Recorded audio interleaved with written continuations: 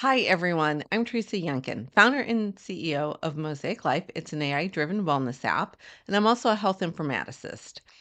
So, welcome back after a long holiday. And I wanted to dive deeper into how AI and FHIR can supercharge our value based care strategies.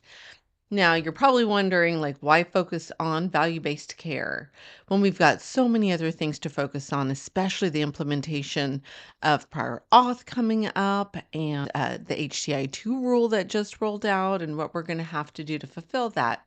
But value-based care is really at the forefront of a lot of organizations' minds. I think that we should really think about how we're going to integrate and really get some good opportunities and value out of AI and FHIR when it comes to value-based care and value-based contracting. So, for those of you that don't know, that old fee-for-service model, that was when we were paying for quantity over quality, and it really did lead to skyrocketing costs, really inconsistent patient outcomes. Well, value-based care kind of flip the script. And it really is about focusing on improving patient health while keeping our costs into check.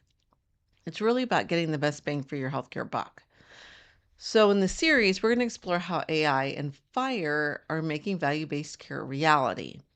Now, we're going to cover everything from optimizing your VBC contracting to managing population health and also embracing your strategic leadership. And of course, I will provide you real world examples to show you how the technologies can work in your organization, especially if you're not swimming in resources, and I mean capital and human. So I'm sure that you're thinking, great, but implementing and FHIR, that's not a walk in the park. And you're right, it's not. And that's why I'm here. It's because I want to share some insights that might help from projects that I've worked on. First of all, let's talk strategy. You can't throw AI and FHIR to your organization and hope for the best because we've seen how that works and it doesn't work. But I'll tell you what has worked. You need to know where you stand. You need to take a good, honest look at your IT setup. Where could AI actually make a difference? And then be real about your team's tech skills. Because there's no point in implementing something that nobody can use or understands. And we've seen that happen time and time again. You need to have a really solid game plan. You need to set some real clear goals, prioritize what's going to have the biggest impact, and be realistic about timelines. Why do I say be realistic about timelines? How many projects have started and then stopped because it took too long or expectations weren't being met on how quickly things could be done? Well, those implementations took time. And I got to tell you that if you're going to build out a robust AI infrastructure, that is also going to take time. Get your data house in order because FHIR is fantastic for standardizing your data, but you have to have data governance. And you also have to not forget about compliant pathways when it comes to privacy and security. I don't know how many times we've been on projects that have gotten started and nobody chimed in or brought in privacy and security early enough into the process. And then they start to open up a whole can of worms that they don't want to open by accident. You want to build your dream team, get your IT folks talking to your clinical staff. That's the secret sauce.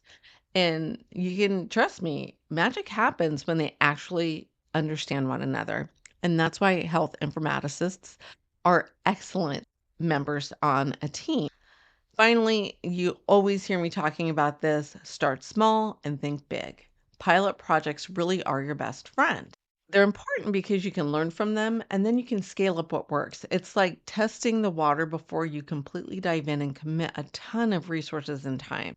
But we also have to remember that this is not just about the technology, it's about the people that are using it. Change management is going to be very key to anything that you do, and this is how you navigate that successfully. You need to communicate, communicate, communicate. Be clear about why you're embarking on the AI and the FHIR journeys. Why? If you address concerns head on and keep everybody in the loop, people are more willing to adopt new technologies if they're a part of it from the beginning. Number two, and this is where I see a lot of holes, train like you mean it. You need to offer role specific trainings. They can't just be generalized trainings. You need to offer hands on experiences for people as they're learning. and you have to have ongoing support. Once you implement, you can't just walk away. You can't expect people to use what they don't understand. Number 3 is going to be leading by example. If leadership isn't on board, why would anybody else be?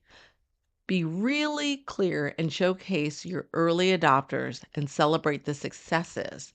And not just the successes, the failures. Make sure to turn your organization's culture from one of fearing failure to embracing failure. Number 4, stay flexible. Check in on how the adoption is going. And if you need to pivot, pivot if something's not working. I have watched initiatives where people have held on with their fingernails dug in, and they said, we're going down this road and this is what we've communicated, and things fail. And it's because they weren't willing to pivot at some point in the project. This is important. This is why I love working in an agile environment. You have to be able to stop, assess where you're going frequently in your projects and in the pilots, and pivot if you need to.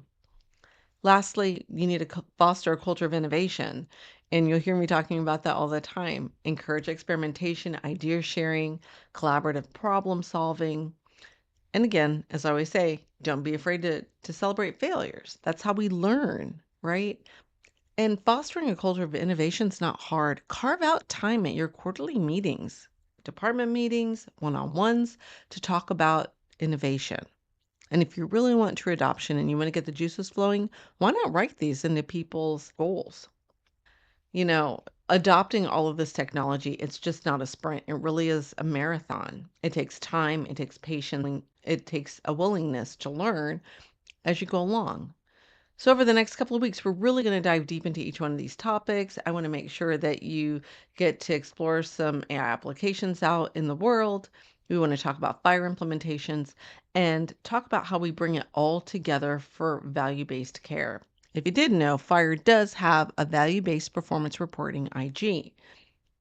That this is a great time to look at it, to introduce it to your teams. At the end of the day, we've got a lot of potential when we're looking at AI, when we're looking at FHIR, and we're looking at value-based care. And it can really make a huge impact on your healthcare organization's success. Keep on innovating. The future of healthcare is in your hands.